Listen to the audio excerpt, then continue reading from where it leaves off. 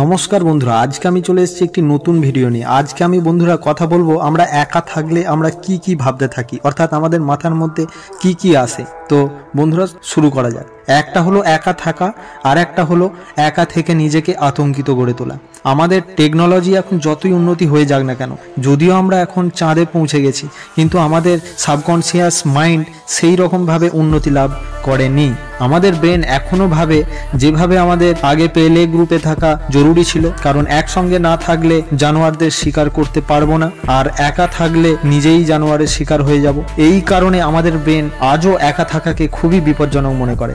একবার সায়েন্টিস্টরা একটা এক্সপেরিমেন্ট করেছিল, আর তাতে কিছু মানুষকে বলা হয়েছিল আপনি কিছু নেগেটিভ থটসের সঙ্গে মাত্র 15 মিনিট থাকতে চাইবেন, নাকি একবার একটি কারেন্টের শক খেতে চাইবেন। আর আপনি এই সমীক্ষার রেজাল্ট জেনে একেবারে অবাক হয়ে যাবেন।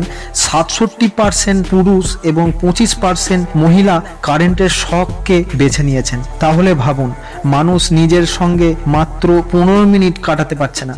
যে সমস্ত সমস্যা এবং বিচারকে নিয়ে নিজেকে সারাটা জীবন কাটাতে হবে, সেই সমস্ত সমস্যাগুলোকে নিয়ে আমরা মাত্র 15 মিনিট থাকতে পারছি না। কিন্তু হ্যাঁ বন্ধুরা, আমরা এখানে কথা বলছি একা থাকার। জঙ্গলের রাজা বেশিরভাগ সময়ই একা থাকতে ভালোবাসেন।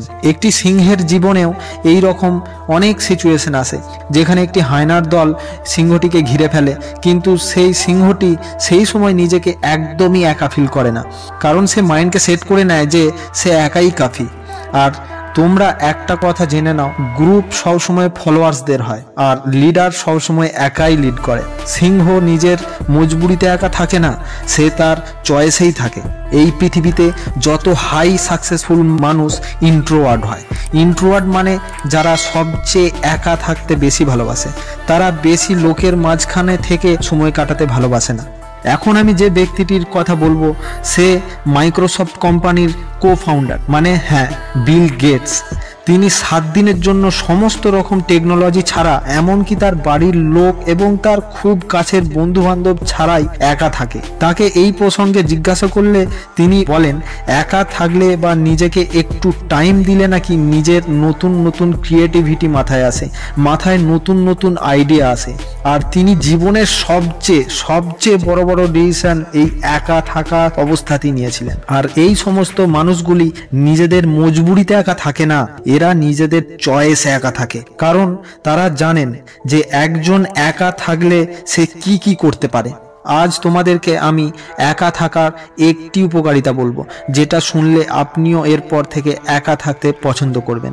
1 নম্বর হলো বুস্ট ক্রিয়েটিভিটি। নিকোলা টেসলা, নামটি ভালো করে শুনে রাখুন। নিকোলা টেসলা, যিনি একটি মহান বিজ্ঞানী ছিলেন, যার জন্য আমাদের ঘরে ঘরে ইলেকট্রিসিটি এসেছে, যার জন্য আমরা গরমের দিনে এসি এর ঠান্ডা হাওয়া খাই। হ্যাঁ, আমরা যে এসির ঠান্ডা হাওয়া খাই, নিকোলা টেসলাই এই এসিকে বানিয়ে দিয়ে গেছেন।